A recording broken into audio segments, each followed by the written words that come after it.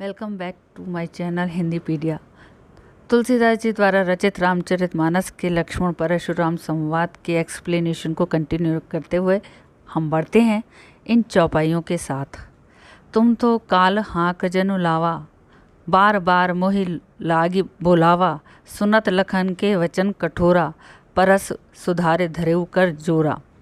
अब जब वो बार बार लक्ष्मण जी ये सुन रहे हैं कि ये मेरे को कितनी बार धमकी दे रहे हैं, चेतावनी दे रहे हैं कि मैं तुम्हें मार देता या काल के तुम ग्रास बन जाते, तो ये सब चीज़ें सुनकर लक्ष्मण जी कह रहे हैं कि तुम तो काल हाँक जन लावा, यानी आप तो ऐसा लग रहा है कि जन यानी जान, जैसे काल को हाँक कर, काल हाँक जन लावा यानी आप तो काल को हाँक लगा कर बार बार मोहि लागे बुलावा, मेरे लिए आप बार बार उसको बुला रहे हैं। यानी ऐसा लगता है कि जो काल है या मृत्यु है वो आपकी इतनी वशीभूत हो गई है कि अब आप चाहे उसे जब भी बुलाएंगे मेरे लिए वो तुरंत ही वहाँ पर आ जाएगी। और हाँक लगाना एक तरह से लगाम कसने को भी बोलते हैं, यानी हम किसी जानवर को या व्यक्ति पर अगर लगाम कसते हैं तो एक तरह से ये हो जाता है कि वो हमारे वशीभूत हो गया है। तो लक्ष्मण जी भी ये कह रहे हैं कि ऐसा लगता है कि आप तो बार बार मृत्यु की या मौत की या काल की बात ऐसे कर रहे हैं कि मानो आप काल को हाँक कर बार बार मेरे लिए बुला रहे हैं, है ना। सुनत लखन के वचन कठोरा, और इस तरह से जो ये एक सेंटेंस या वाक्य लक्ष्मण जी ने बोला है, तो ये वचन कठोरा यानी कड़वे वचन सुनकर लक्ष्मण जी के परस सुधार धरे कर घोरा, घोरा यानी भयंकर, परस यानी फरसे को सुधार कर यानी ठीक करके अपने हाथ में ले लेते हैं, यानी उसको संभालते हुए अपने हाथ में ले लेते हैं। यानी एक तरह से वो भय दिखाना चाहते हैं कि मेरे हाथ में अब ये फरसा है और तूने मुझे बार बार तू मुझे चेतावनी दे रहा है, तो अब तू बच के रह कि मैं अब तेरे साथ में क्या करने वाला हूँ। अब जनी दे दोष मोहि लोगू, कटुबादी बालक बध जोगू, बाल बिलो के बहुत मैं बाँचा, अब यह मरण हार भा साँचा। और वो परशुराम जी कहने लगते हैं कि अब जनी यानी नहीं, जनी का मतलब होता है नहीं, दे दोष मोहि लोगू, अब जो लोग हैं वो मुझे कोई दोष यानी दोष नहीं दें, यानी इस बालक को इसने तो अति कर दी है, बार बार ये मुझे मेरे को कुछ ना कुछ ऐसा बोलता है कि जिससे मेरा और क्रोध बढ़ जाता है, तो अब मैं इसको मार के रहूँगा, तो इसलिए अब इसकी मृत्यु का दोष मुझे कोई भी लोग नहीं दें। कटुबादी बालक बध जोगू, ये कटुबादी यानी कड़वा बोलने वाला, ये जो कड़वा बोलने वाला बालक यानी लक्ष्मण है, बध जोगू, बध यानी वध करने लायक ही है, यानी ये मेरे हाथों निश्चय ही मारा जाएगा। ये इतनी देर से कड़वे वचन बोले जा रहा है और मैं इसको सचेत कर रहा हूँ, लेकिन ये नहीं मान रहा है। तो अब लोग मुझे इसकी मृत्यु के लिए जिम्मेदार न ठहराएं या दोष नहीं दें, क्योंकि ये वध करने लायक ही है। बाल बिलो के बहुत मैं बाँचा, बाल बिलो की यानी इसको बच्चा बिलो के देखकर, यानी इसको बच्चा समझकर मैंने बाँचा यानी बचाया या छोड़ दूं, यानी मैं इसको बच्चा समझकर सोच रहा था कि छोड़ दूं या इसको बचा दूं, लेकिन क्या हुआ, अब यह मरण हार भा साँचा, साँचा यानी सत्य रूप में सचमुच में, मरण हार यानी मरने लायक है या योग्य है। लेकिन मैं सोच रहा था कि बच्चा है इसे छोड़ दूं, लेकिन अब ये बात सत्य है कि ये मरने लायक ही है, यानी मैं इसके साथ जो कुछ करूँगा वह इसी के लायक है। कौशिक कहा क्षमय अपराधु, बाल दोष गुण गनहि न साधु। अब कौशिक यानी ये विश्वामित्र जी के लिए है और उन्हीं का कथन है, तो वो कह रहे हैं क्षमीय अपराधु, हे मुनिश्रेष्ठ परशुराम जी, आप मेरे अपराध को या इससे जो अपराध हुआ है उसे क्षमीय यानी क्षमा कर दीजिए, आप कृपा करके अपराध को क्षमा कीजिए। क्यों बता रहे हैं, बाल दोष गुण गनहि न साधु, जो साधु प्रवृत्ति के लोग होते हैं या जो सज्जन प्रवृत्ति के लोग होते हैं, सज्जन होते हैं, वो बाल दोष गुणहि न, वे बालकों के यानी बच्चों के गुण और दोषों को गनहि न नहीं गिनते हैं। यानी अगर उनसे कोई दोष भी हो जाता है ना, उनसे गलती हो जाती है, तो वो उसे मानते नहीं हैं और उसे क्षमा कर देते हैं। तो मैं भी आपसे ये याचना कर रहा हूँ, विनती कर रहा हूँ कि आप इसको इसके अपराध को क्षमा कर दें। क्यों? अब आगे और फिर क्या है, खर कुठार में अकरुण कोही, आगे अपराधी गुरुद्रोही। अब ये बात तो विश्वामित्र जी ने पहले वाला सेंटेंस बोल दिया है। अब उसका प्रत्युत्तर देते हुए परशुराम जी क्या कह रहे हैं कि ये जो मेरा कुठार यानी ये जो मेरा फरसा है, एक तो मेरे हाथ में खरा यानी तीखा, तीखा यानी पहना, इंग्लिश में जिसे हम कहते हैं ना शार्प, यानी वो बता रहे हैं कि जो मेरे हाथ में जो ये फरसा है वो बहुत तीखे है। साथ ही में क्या है, मैं अकरुण, अकरुण यानी करुणा से रहित हूँ, यानी निर्दयी हूँ या दया से रहित हूँ या करुणा से रहित हूँ, और कोई साथ में मैं क्रोधी भी हूँ।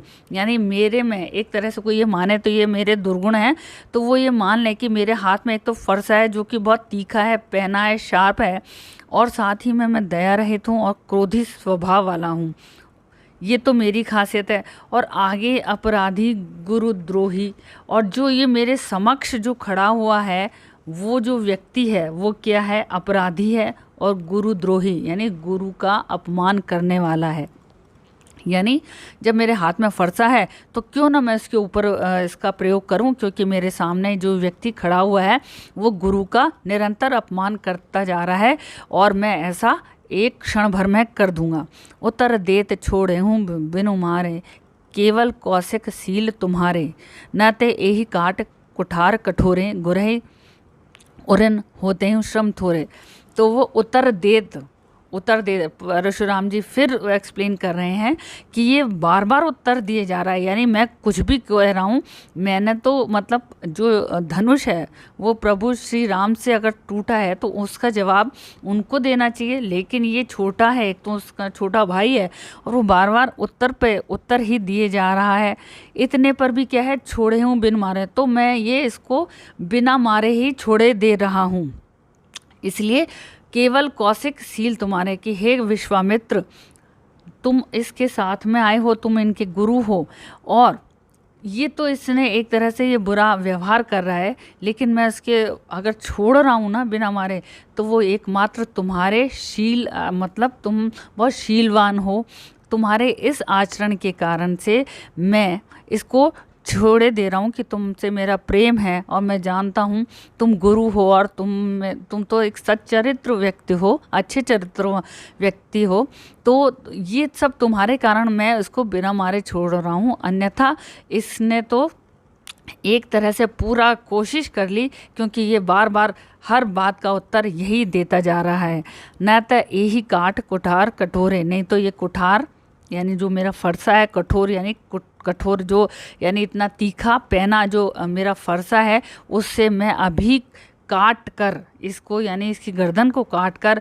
गुरही उरन होते ही श्रम थोड़े, यानी थोड़े से श्रम से यानी थोड़ी सी ही मेहनत लगती कि मैं अपने इस फरसे से इसकी गर्दन काट देता, और क्या गुरही उरन होते हूँ, और मैं गुरु के ऋण से मुक्त हो जाता। यानी सारे कई ऋण होते हैं, उनमें से एक गुरु का भी ऋण होता है, माता का ऋण होता है, पिता का ऋण होता है।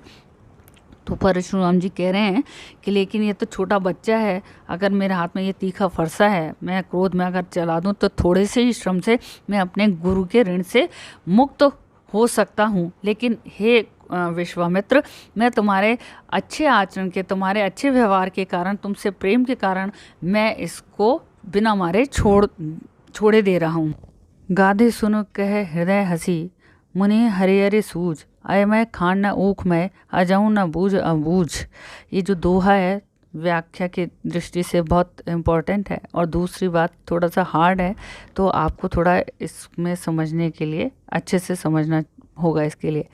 तो यहाँ पर है गाधी सुनो, यानी गाधी के पुत्र यानी विश्वामित्र जी के लिए आया है कि ये विश्वामित्र जी कह हृदय हंसी, अपने हृदय में हंसकर कहने लगे, यानी अपने आप मन में सोच के कहने लगे, मुनि हरिहरे सूझ, मुनि यानी परशुराम जी के लिए कि इन मुनि परशुराम जी को सब हरा ही हरा दिखाई दे रहा है, अर्थात बहुत आसान लग रहा है ये सब जो बातें वो सोच रहे हैं कि मैंने राम और लक्ष्मण हैं जो इनको ये सामान्य क्षत्रिय मान रहे हैं, और सोच रहे हैं कि मैंने जब जैसे अनेकों बार इस धरती को क्षत्रियों से रहित कर दिया था, यानी क्षत्रियों को मार गिराया था, वैसे ही मैं बहुत आसानी से इनको इनको भी मार दूंगा, उनका वध कर दूंगा, लेकिन ये असंभव है। यानी ये बहुत हरा हरा इनको दिखाई दे रहा है। क्यों?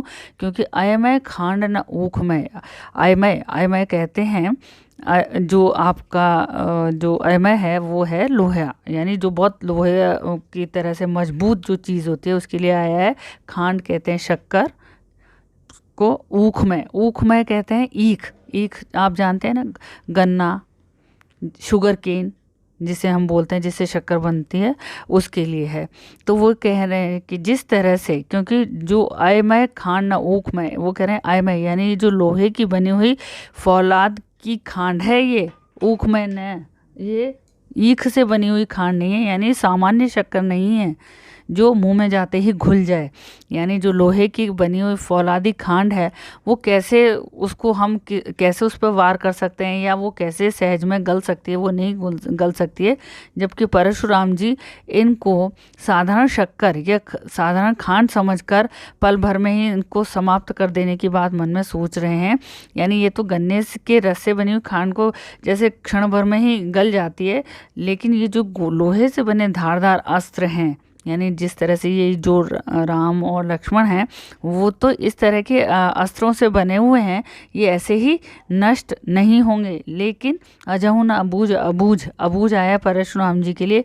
ये अबूझ यानी आज तक ये अज्ञानी की भांति आज भी न बूझ, ये आज तक नहीं समझ सके हैं कि ये सामान्य क्षत्रिय नहीं है, इसलिए इन पर विजय पाना इतना आसान नहीं है।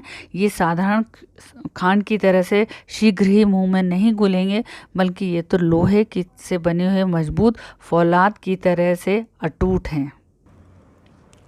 अब इस पदखंड के भावार्थ के बाद हम इस काव्यखंड में जो विशेषता हैं वो मालूम करते हैं। तो सबसे पहले तो हम आज अभी बात करते हैं इसकी भाषा की। तो भाषा है अवधी, यानी अवधी भाषा में रचित पूरी रामचरितमानस है तुलसीदास जी द्वारा। दूसरा जो एक इसका सौंदर्य है वो है मुहावरों के कारण। आपने देखा होगा इसमें मुहावरों का प्रयोग हुआ है। हरिहरे सूझ, यानी हमारे हिंदी में मुहावरा है हरा ही हरा दिखाई देना, यानी बहुत आसान समझ लेना। अपन किसी भी चीज़ को बहुत इजी समझ लें, उस अर्थ के परिप्रेक्ष्य में यहाँ पर इसका यूज़ हुआ है। दूसरा है अयमय खांड, अयमय खांड यानी लोहे से बनी हुई शक्कर। इसके लिए हमारे हिंदी में मुहावरा क्या है? लोहे के चने चबाना। तो यानी यहाँ पर इन दो मुहावरों का प्रयोग करने से भाषा बहुत सुंदर बन पड़ी है। इसमें साथ में कई अलंकार भी हैं। अलंकार कौन से हैं? एक तो है उत्प्रेक्षा अलंकार जिसकी हम बात कर रहे हैं। वो किस पंक्ति में? वो है तुम तो काल हाँक जनु लावा। जनु के कारण यहाँ पर उत्प्रेक्षा अलंकार है। तो लक्ष्मण जी कह रहे हैं ना, परशुराम को ऐसा लगता है कि वो आप के हाथ में है कि उनको बार बार आप मौत को मान लो या मृत्यु को या काल को हाँक कर स्वयं ही ले आओगे मेरे लिए। पुनरुक्ति प्रकाश अलंकार का प्रयोग हुआ है बार बार में। बार बार जो शब्द दो बार आया है वहाँ पर पुनरुक्ति प्रकाश अलंकार का प्रयोग हुआ है। अनुप्रास अलंकार है कटुवादी बालक बधु जोगु, और बाल बिलोक बहुत में वाचा, यानी ब क वर्ण की आवृत्ति हो रही है। इस तरह से और भी पंक्तियाँ हैं जिसमें आपको कुछ एक वर्ण की आवृत्ति बार बार दिखाई देगी। एक और बात इस पदखंड को खास बनाती है वो ये है कि इस पदखंड में जो संवाद बोले गए हैं ना, चाहे वो लक्ष्मण जी द्वारा बोले गए हों या परशुराम जी के द्वारा बोले गए हों या विश्वामित्र, उनके कैरेक्टर की विशेषता को बताने वाले हैं। यानी जो उन्होंने डायलॉग डिलीवरी की है वो उससे उनके एक पर्टिकुलर कैरेक्टर को वो फोकस करते हैं। तो सो स्टूडेंट्स, आई होप कि आप मेरे वीडियोस पसंद कर रहे हैं, लेकिन गुजारिश है आप सबसे जो अभी भी मेरे इस चैनल को सब्सक्राइब नहीं कर पाए वो प्लीज़ आप इसे ज़रूर सब्सक्राइब कीजिए, और साथ ही मैं रिक्वेस्ट है कि आप इसे लाइक भी करें और अपने दोस्तों से शेयर भी करें। Thank you.